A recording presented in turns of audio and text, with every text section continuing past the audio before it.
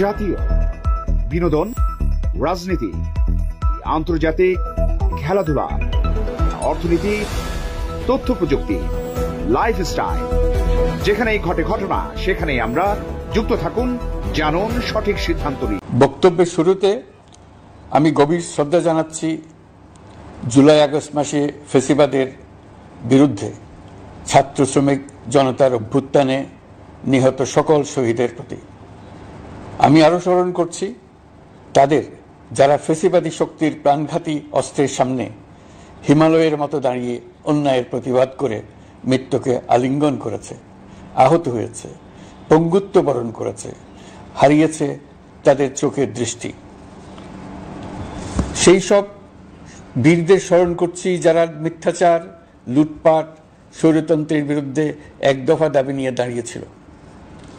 কৃতজ্ঞতা চিত্তে স্মরণ করছি আপনাদের ভাই বোনদের, আপনাদের সন্তানদের যারা এই বিপ্লবে অংশগ্রহণ করেছিল। প্রিয় দেশবাসী, আমি আগেও জানিয়েছি, আবারও জানাচ্ছি, গণ অভ্যুত্থানে সকল শহীদের পরিবারকে পুনর্বাসন করা হবে। সকল আহত শিক্ষার্থী, শ্রমিক জনতার চিকিৎসার সম্পূর্ণ ব্যয় সরকার বহন করবে। আহতদের দীর্ঘমেয়াদী এবং ব্যয়বহুল চিকিৎসা এবং শহীদদের পরিবারের দেখাশোনার জন্য স্বাস্থ্য মন্ত্রণালয়ের নেতৃত্বে একটি পূর্ণাঙ্গ তালিকা প্রস্তুত করা হয়েছে। এখন এই নতুন তথ্য পাওয়ার ভিত্তিতে এই তালিকা হালনাগাদ করা হতে থাকবে। গণ অভ্যুত্থানের শহীদদের স্মৃতি ধরে রাখতে সরকার তার যাত্রা লগ্নে জুলাই গণহত্যা স্মৃতি ফাউন্ডেশন নামে একটি ফাউন্ডেশন প্রতিষ্ঠার উদ্যোগ নেয়। এখন সেই ফাউন্ডেশন তৈরি হয়েছে। সকল শহীদ পরিবার এবং আহতদের সর্বোত্তম চিকিৎসা সহ তাদের পরিবারের সম্পূর্ণ দায়িত্ব এই ফাউন্ডেশন গ্রহণ করছে। এই ফাউন্ডেশনে দান করার জন্য দেশের সকল মানুষ এবং বিদেশে অবস্থানরত বাংলাদেশিদের আমরা আহ্বান জানাচ্ছি। গত মাসে কুমিল্লা, নোয়াখালী, সিলেট অঞ্চলে আকস্মিক বন্যা এসব এলাকার মানুষকে হতভম্ব করে দিয়েছে। এখানে বেশিরভাগ এলাকায় কোনোদিন বন্যা হয়নি। তারা বন্যা মোকাবেলা করে অভ্যস্ত নন। দেশপ্রেমিক সশস্ত্র বাহিনী তাৎক্ষণিকভাবে বন্যা আক্রান্ত সবাইকে রক্ষার জন্য এগিয়ে আসে। সেনা, নৌ এবং বিমান বাহিনী পরস্পরের সঙ্গে সমন্বয় করে একযোগে কাজে নেমে পড়ার ফলে মানুষের দুর্ভোগ কম হয়েছে। এর পরপরই এনজিও এবং সাধারণ মানুষ দেশের সকল অঞ্চল থেকে দলে দলে এগিয়ে এসছে। আমি বিশেষ করে দেশপ্রেমিক সেনাবাহিনীকে আবারও ধন্যবাদ জানাচ্ছি। দেশের সকল দুর্যোগকালে তারা সবসময় আন্তরিকভাবে এগিয়ে এসছে। বিশেষ করে বন্যা ও শান্তি শৃঙ্খলা রক্ষার কাজে তাদের সৈনিক এবং অফিসাররা দিনের পর দিন যেভাবে দায়িত্ব পালন করেছে তার কোনো তুলনা হয় না। জনজীবনে স্বস্তি ও আত্মবিশ্বাস প্রতিষ্ঠায় তাদের ভূমিকা অনন্য। বাংলাদেশ সশস্ত্র বাহিনীর সকল সদস্যকে আমি ধন্যবাদ জানাই তাদের সততা, ত্যাগ ও অসীম দেশপ্রেমের জন্য। দেশের স্বাধীনতা সংগ্রাম থেকে শুরু করে বন্যা, খরা, ঝড়, বৃষ্টি, ঘূর্ণিঝড়, সকল প্রাকৃতিক দুর্যোগে আপনারা সকলের শেষ ভরসার স্থান। দেশের প্রতিটি ক্রান্তি লগ্নে আপনারা দেশের মানুষের পাশে থেকেছেন। দেশের স্বাধীনতার পক্ষে, সার্বভৌমত্বের পক্ষে অবস্থান নিয়েছেন। দেশ গঠনে আপনারা সবার আগে এগিয়ে এসছেন। বিগত জুলাই হতে শুরু হওয়া গণ অভ্যুত্থান, বন্যা, নিরাপত্তা প্রদান, অস্ত্র উদ্ধার সহ সকল কার্যক্রমে আপনারা সফলভাবে দিনরাত কাজ করে যাচ্ছেন। সরকার ও জনগণের পক্ষ থেকে আমি আপনাদের প্রতি কৃতজ্ঞতা জানাচ্ছি। বন্যা আমাদের জনজীবনে আরেকটি দিক উন্মোচন করল। দেশের সকল জায়গায় মানুষের সক্রিয় সহানুভূতির জোয়ার উঠেছিল অবিশ্বাস্য মাত্রায়। ব্যবসায়ী, অর্থবান ব্যক্তিরা যেমন তাদের অর্থ নিয়ে স্বতঃস্ফূর্তভাবে এগিয়ে এসেছিল, তেমনি দেশের বিভিন্ন প্রান্তের সাধারণ মানুষ, স্কুল, কলেজ, বিশ্ববিদ্যালয়ের ছেলেমেয়েরা জোয়ারের ঢলের মতো যার যার সামর্থ্য নিয়ে এগিয়ে এসছে। অনেকেই ছুটে গেছে বন্যার্তদের সহযোগিতা করার জন্য। এনজিওরা বিভিন্ন জায়গা থেকে ছুটে গেছে তাদের সহায়তা নিয়ে। তাদের কাজে অনুপ্রাণিত হয়ে আমি এনজিও নেতাদের সঙ্গে বৈঠক করেছি কিভাবে সরকার তাদের কাজের সঙ্গে সরকারের উদ্যোগকে সমন্বিত করতে পারে, সেটার কাঠামো তৈরি করে দেওয়ার জন্য।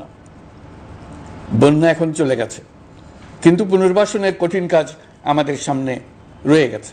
সকলের সহযোগিতায় আমরা পুনর্বাসনের কাজটি সফলভাবে সমাধান করতে চাই। আইন শৃঙ্খলা পরিস্থিতির উন্নতির জন্য আমরা দিনরাত পরিশ্রম করে যাচ্ছি। যে সমস্ত ভাই বোনেরা তাদের গত 16 বছরের বেদনা জানিয়ে তার প্রতিকার পাওয়ার জন্য আমার অফিস এবং সচিবালয়ের অফিস সমূহের সামনে প্রতিদিন ঘেরাও কর্মসূচি দিয়ে আমাদের কাজকর্ম ব্যাহত করছিলেন, তারা আমার আহ্বানে সাড়া দিয়ে ঘেরাও কর্মসূচির থেকে বিরত হয়েছেন বটে, তবে অন্যত্র আবার তারা তাদের কর্মসূচি দিয়ে যাতায়াতে ব্যাঘাত সৃষ্টি করছেন। আমি কথা দিচ্ছি, আপনাদের ন্যায্য আবেদনের কথা আমরা ভুলে যাব না। আমরা সকল অন্যায়ের প্রতিকারের জন্য প্রতিশ্রুতিবদ্ধ। আমরা আমাদের দায়িত্বকালে যথাসম্ভব সব সমস্যার সমাধানের চেষ্টা করব। আমি আবারও অনুরোধ করছি, আপনারা যাতায়াতে ব্যাঘাত সৃষ্টি থেকে বিরত থাকুন। জাতি আপনাদের প্রতি কৃতজ্ঞ থাকবে। তৈরি পোশাক, ওষুধ শিল্প, এইসব এলাকায় শ্রমিক ভাই বোনেরা তাদের অভিযোগ জানানোর জন্য ক্রমাগতভাবে এই শিল্পের কার্যক্রম পরিচালনা বন্ধ রাখতে বাধ্য করছেন। এটা আমাদের অর্থনীতিতে যে নেতিবাচক প্রভাব ফেলবে সেটা মোটেই কাম্য নয়। এমনিতেই ছাত্র শ্রমিক জনতার বিপ্লবের পর যে অর্থনীতি আমরা পেয়েছি সেটা নিয়ম নীতিবিহীন দ্রুত ক্ষীয়মান একটা অর্থনীতি। প্রাতিষ্ঠানিক কাঠামো প্রায় ধ্বংসপ্রাপ্ত। বৈদেশিক মুদ্রার রিজার্ভ তলানিতে গিয়ে ঠেকেছে। আমরা এই অর্থনীতিতে প্রাণ সঞ্চারের চেষ্টা করছি, আমাদের উদ্যোগে সাড়াও পাচ্ছি। ঠিক এই সময়ে আমাদের শিল্প কারখানাগুলো বন্ধ হয়ে যাক, অকার্যকর হয়ে যাক, এটা আমাদের অর্থনীতিতে বিরাট আঘাত পড়বে। সেটা কিছুতেই আমাদের কাম্য হতে পারে না। শ্রমিক ভাই বোনদের অনেক দুঃখ আছে, কিন্তু সেই দুঃখ প্রকাশ করতে গিয়ে আপনাদের মূল জীবিকা বন্ধ হওয়ার উপক্রম হলে সেটা ঠিক হবে না। দেশের অর্থনীতি ধ্বংসপ্রাপ্ত হলে সেটা ঠিক হবে না। শ্রমিক মালিক উভয়ের পক্ষে আলোচনা করে এসব সমস্যার সমাধান আমরা অবশ্যই বের করব। আপনারা কারখানা খোলা রাখুন, অর্থনীতির চাকা সচল রাখুন, দেশের অর্থনীতিকে সোজা হয়ে দাঁড়াতে দিন। আমরা আপনাদের সমস্যার স্থায়ী সমাধান বের করার জন্য সর্বশক্তি প্রয়োগ করব। মালিক পক্ষের কাছে আমাদের আবেদন, আপনারা শ্রমিকদের সঙ্গে বোঝাপড়া করুন, কারখানা সচল রাখুন, অর্থনীতির দুর্বল স্বাস্থ্যকে সবল করে তুলুন। ওষুধ শিল্প এবং তৈরি পোশাক শিল্প দেশের গৌরব। এর মাধ্যমে আমাদের শ্রমিক ভাই বোনেরা তাদের কর্মকুশলতা বিশ্বকে মুগ্ধ করেছে। এর সাফল্য এখন থমকে আছে। আমরা এই দুই শিল্পকে তাদের সম্ভাব্য শীর্ষে নিয়ে যেতে চাই। দুর্বল করার তো প্রশ্নই ওঠে না। এই দুই শিল্পের কোথায় কোথায় বাধা আছে, সমস্যা আছে, সেগুলো চিহ্নিত করে তাকে বাধামুক্ত করতে চাই। আমরা বিদেশি ক্রেতাদের একত্রিত করে তাদের সহযোগিতা চাইব, যেন বাংলাদেশের এই শিল্প দুটি বিশ্বের অন্যান্য দেশের চাইতে বেশি আস্থাযোগ্য হয়ে গড়ে উঠতে পারে। সবকিছুই সম্ভব যদি আমরা শ্রমিক মালিক সম্পর্কটা একটা নির্ভরযোগ্য, আনন্দদায়ক করে গড়ে তুলতে পারি। আমাদের সরকারের প্রথম মাস কাটল, দ্বিতীয় মাস থেকে আমরা নতুন বাংলাদেশ গড়ার ভিত্তি হিসেবে নতুন শ্রমিক মালিক সম্পর্কের সূচনা করতে চাই। এটা দেশের সবার কাম্য। দেশের নতুন প্রজন্ম নির্ভয়ে যেন তাদের ভবিষ্যৎ নিয়ে এগিয়ে যেতে পারে, আমরা সেই লক্ষ্যে কাজ করছি। আমাদের দায়িত্ব অনেক। ন্যায়ভিত্তিক একটা সমাজ গড়ে তোলার জন্য একসাথে অনেকগুলো কাজ আমাদের হাত দিতে হবে। 1 জুলাই থেকে 5 আগস্ট পর্যন্ত ছাত্র জনতার গণ আন্দোলনকে দমন করতে যেসব ফৌজদারি মামলা দায়ের করা হয়েছিল, এর মধ্যে হত্যা মামলা ছাড়া বাকি প্রায় সকল মামলা প্রত্যাহার করা হয়েছে। এসব মামলায় গ্রেফতারকৃত সকলে মুক্তি পেয়েছে।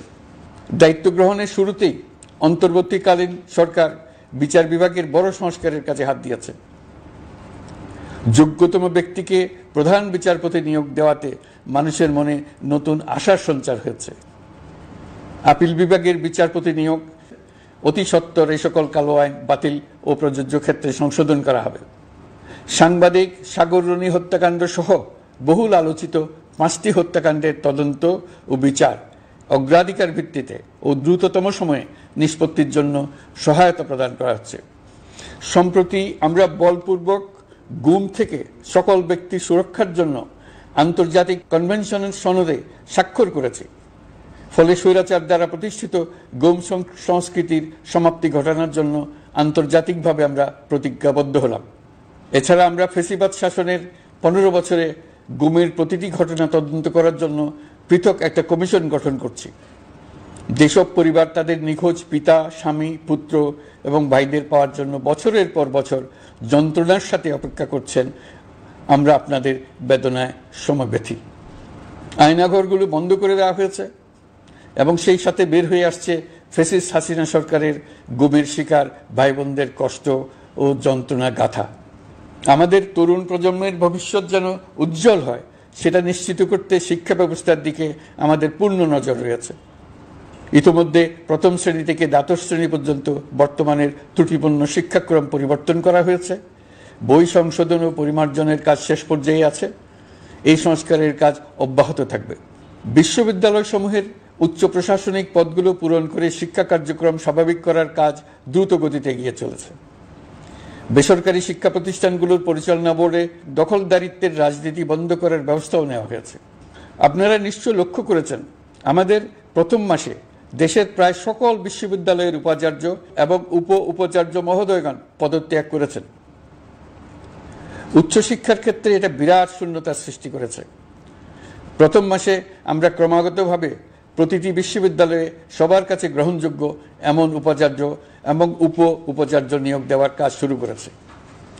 এর ফলে সকল সরকারি এবং বেসরকারি বিশ্ববিদ্যালয়গুলোতে নতুন উদ্যমে কাজ শুরু করার পরিবেশ সৃষ্টি হয়েছে। সংবাদ মাধ্যম ও মত প্রকাশের পূর্ণ স্বাধীনতা ইতিমধ্যে নিশ্চিত করা হয়েছে। আমরা সবাইকে বলে দিয়েছি আপনারা মন খুলে আমাদের সমালোচনা করুন, আমরা সবার মতামতের প্রতি শ্রদ্ধাশীল।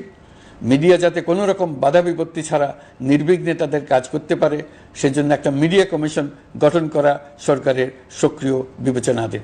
আরও যেসব কমিশন সরকার সহ অন্য সবাইকে জবাবদিহিতার আওতায় আনতে পারে আমরা তাদের পুনর্গঠন ও সংস্কারের উদ্যোগ নিয়েছি যাতে তারা আরও শক্তিশালী হয়, জনকল্যাণে কাজ করে।